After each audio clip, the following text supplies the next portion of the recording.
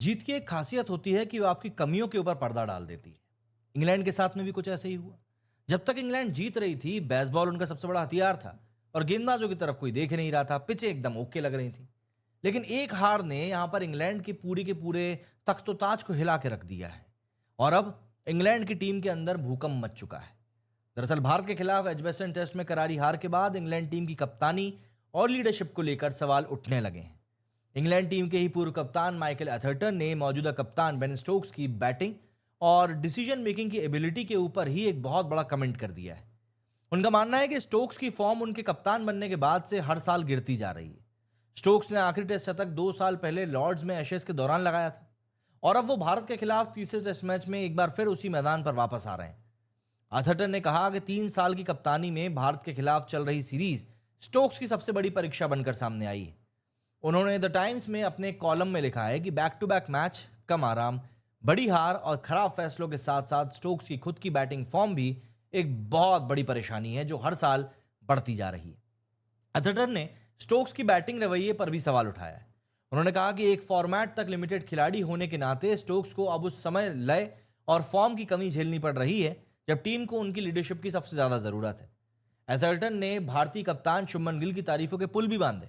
उन्होंने कहा जहां स्टोक्स स्पिन के खिलाफ जूझते नजर आ रहे हैं, वहीं गिल ने पूरी सीरीज में कमाल की बैटिंग करी। इंग्लैंड ने गिल को लेग स्टंप पर निशाना बनाने की रणनीति बनाई, लेकिन वो एक बार भी वहां पर आउट नहीं हुए।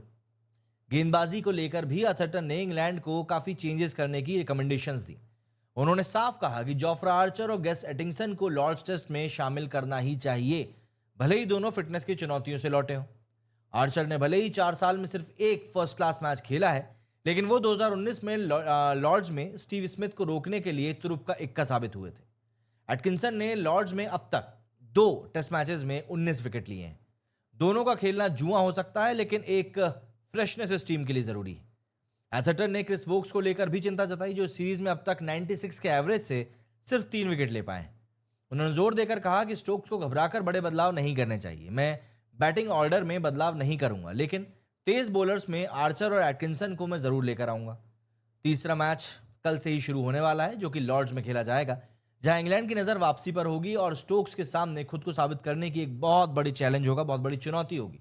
देखिए, इंग्लैंड इस समय परेशान है, इंग्लैंड इस समय घुटनों पे है और इंग्लैंड इस समय एक ऐसी पोजीशन पर है जहां पर कि वो बार्गेन नहीं कर सकता है।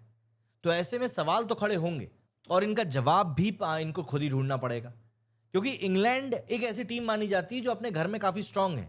लेकिन इस बात को कोई मान नहीं रहा है कि इसके पीछे का एक बड़ा कारण कहीं ना कहीं क्रिस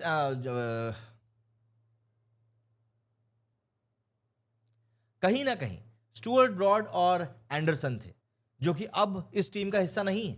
उन लोगों ने जिस तरीके से बॉलिंग को कैरी किया था वो अतुलनीय था, इनक्रेडिबल था। तो ऐसे में अब ये जो बॉलिंग से स्ट्रगल देखने के लिए मिल रही है ना, इन सब चीजों का ये एक बड़ा कारण नजर आ रहा है।